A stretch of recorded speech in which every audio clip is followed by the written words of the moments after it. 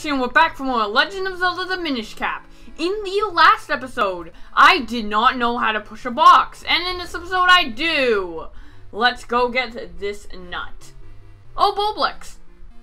This must be the Jabber knot Festari told you about. Well, you'd better eat it if you plan on making any progress at all. You ate the Jabber knot even though you're holding it in your hand above your head and it's clearly not eating it. It's more like he's eating you, jeez. Now you can understand the language of the Minish. So, now if we talk to this guy, we can understand the language. So, you've eaten the Jabber knot, and now you can understand us. The Elder said that humans can no longer see us, as they once could. It's amazing that you can see us. Yep, because it said at the beginning of the game that only children could see you, so... And I'm a child, so I can see you. Ha. Lol. Lag? Why's the game lagging? Okay, that lag spike was over. That was really weird. That never happened to me before. Anyways, in the last episode I was supposed to get a certain heart piece, and I didn't get it. So, I will meet you where that heart piece is in just a second. So, back over here as Big Link, there was a heart piece right here. The reason I didn't get it is because Elzo screamed for help right here, and I'm a kind guy, and I go, like, right to him. Or Ezlo, not Elzo. And you got one ruby, it's green! Actually, now to think of it, that's our first ruby of the game. Or rupee. Something that, some of you guys might not know is that I tend, like, obviously, as you heard while I was, like, saying all the dialogue the last two episodes, geez, I was recording those late at night and I just got all my words mixed up. But sometimes I, like, mess up letters in my speech. I always end up calling rupees rubies, no matter what. So if I call them rubies in this, LP, please forgive me.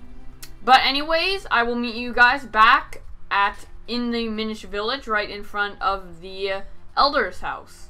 So, yeah. So right here in front of Elder's house, that was the guy I spoke to, but we couldn't speak to before. Let's actually see what he has to say now that we have the Jabber knot. Oh, you can speak our language? It's been quite a while since we've heard outsiders speak our tongue. We have little to offer you in these woods, but please enjoy your stay. Thank you for your offer, but we have no time to relax. My name is Ezlo. This child is Bowblax. We need to break a curse that has been cast on the Princess of Hyrule. To do so, we'll need to reforge the broken Parkiri blade. Ah, yes, and you've come here now to have the blade reforged? If you want the blade reforged, you will need the 4 elements. These are the crystalline forms of the energies that fill our world. Only by infusing the blade with these energies can a new blade be forged. Here, give me your map. I can mark where the elements can be found, or these elements. The earth element can be found in the shrine to the north of Festari's Abbey. Speak with Festari. He will show you the path to the shrine's entrance. Now, with caution, evil creatures have lately made their home in our shrine. Return to me at once after you have found the earth element. Okay, so let's go do that. And in the last episode, I also called, like, Fostari, and I, like, messed up a bunch of names. I don't know why. They were so easy to pronounce. But anyways, let's actually talk to Festari. You wish to go to the shrine? Very well. This way. Vile beasts have settled in recently. Be careful. It's quite dangerous. Okay. So now we are in this area where we got the heart piece that I just showed you as a Minish, and now we can go into the shrine, which is the first dungeon of this game. So this would be the Deepwood Shrine the Minish Elder spoke of. He said something about there being monsters inside, didn't he? Hey now, no reason to be afraid or anything. I'll be waiting right here. No, wait, what am I saying? I'm not letting you leave me alone out here. Ha, lol, Elzo. Or Eslo. I'm gonna get his name mixed up a lot. You got a heart! Your life has been... Oh, what? We've never got a heart or a ruby until episode 3? Pff, shame on me. What kind of Zelda player am I? Anyways, this is the first dungeon of the game. In the Zelda games, there is typically quite a few dungeons. At the end of each dungeon, you get a heart container. And each dungeon has a boss. And it's basically just like a big building with lots of floors and puzzles to do. So yeah, it's in every Zelda game, so if you've ever played a Zelda game, you will know what a dungeon is. But anyways, if we light up all these flames, we can get our first small key. And small keys are used to unlock doors and blocks in dungeons. A locked door, as in this one. This is a locked door here. See if you can find a key to open it. We already have Eslo.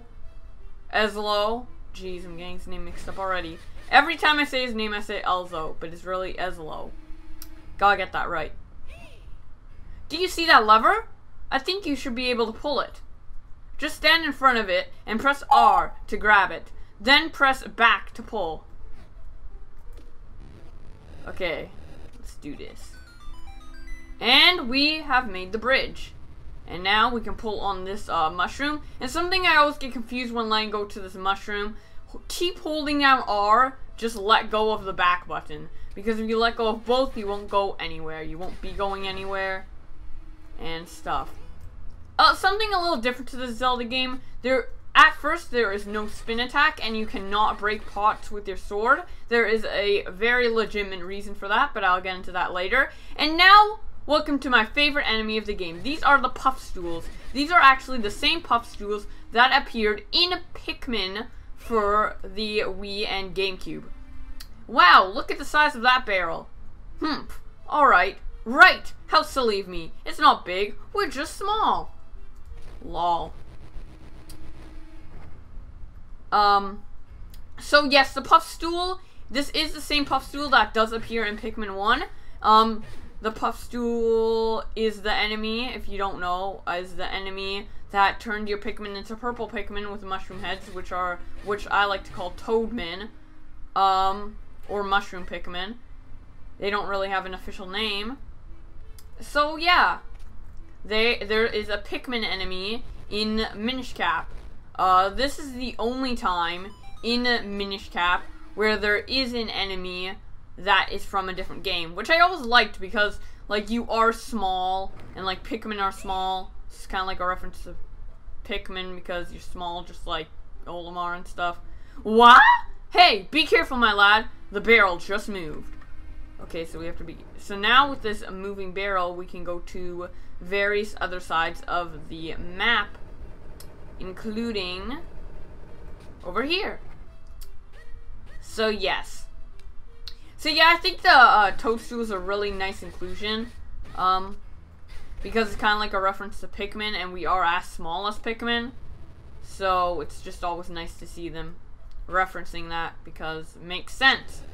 And by the looks of it, we are a bit bigger than the toadstool, so we must be like at least twice as big as Olimar, because in Pikmin, the puff stools, were much bigger than Olimar, like 4 times bigger or something. So we must be still quite a bit bigger than Olimar is. But anyways, we have found a dungeon map. There will be a dungeon map in each dungeon. And when we press start and go into R, we can see all the rooms in the area. The ones that are light blue are the ones we've already been in, and the ones that are purple are the ones that we have not discovered yet. And the grays are the walls, and the oranges are the doors. So yes. So, yeah. Boop, boop, boop. I've always liked the aestheticness of Minish Cap. What we need now is something to hold down the switch. Well, I wonder what's in this room besides the switch. I don't know, on my feet? Well, I don't know. Well, what we have to do is just push this pot. I really like that. What I was saying is that I really like the aesthetic appeal to Minish Cap. Not all the dungeons take place as Small Link or Minish Link, once you take hold of something with R, use the D-pad to push or pull it. This is extremely important, so I hope you take pains to remember it. Yeah, I really like the aesthetic feeling of Minish Cap. Not all the dungeons will be as Minish Link, but when they are as Minish Link, the dungeons like really take advantage of the fact that you are small. Like, look at all these leaves everywhere, and there's gonna be more examples of this later in the temple, and I just think it's so cool. Like, Minish Cap is hands down my favorite 2D Zelda I've ever played. Now, I know a lot of people like A Link to the Past and stuff. I haven't beaten A Link to the Past, like I haven't got to Ganon before, but I've played quite a bit of it, and I do like this Zelda better. I think it's, like, more appealing and stuff, aesthetically, and I just always have a smile on my face playing it. Even if I'm, like, stuck somewhere for a long time, I'm still having fun, like, looking at the game and stuff. Anyways, if you want to know how far to pull this, you just pull it all the way to the end of this this mark here. But now back to what I was saying.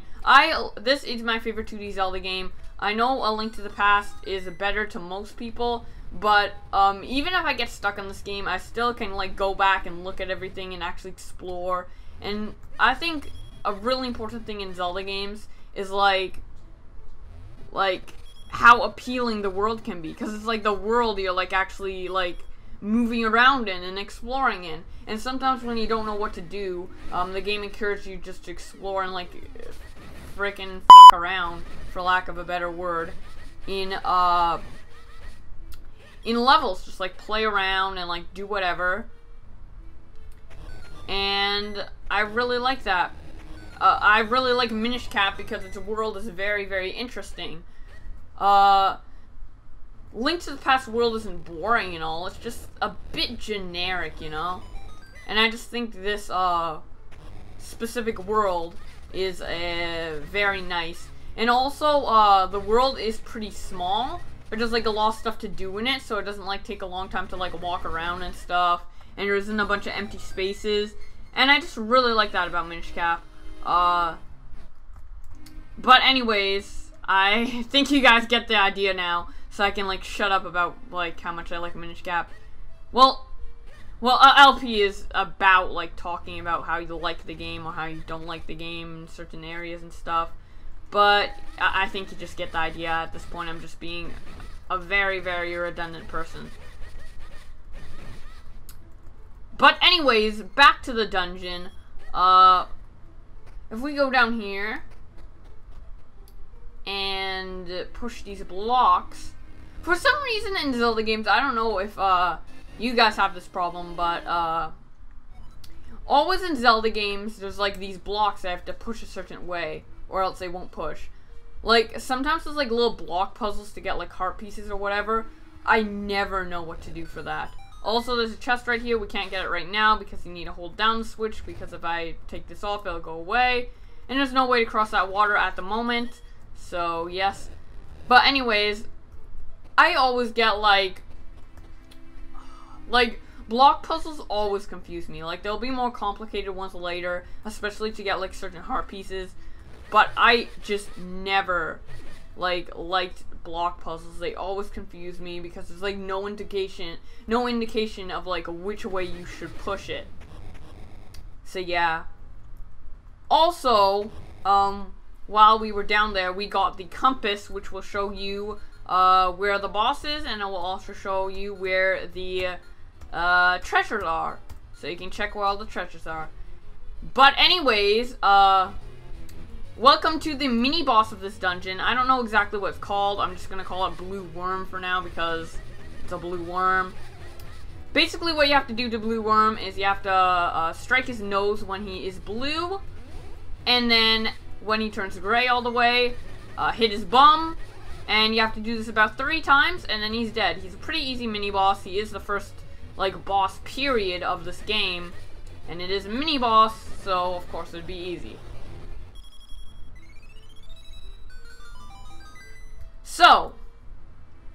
What is in this chest? I don't know. You want to find out? Well, you have to find out next time on The Legend of Zelda the Minish Cap. So in the next episode, we will find out what is in this chest. See you guys then.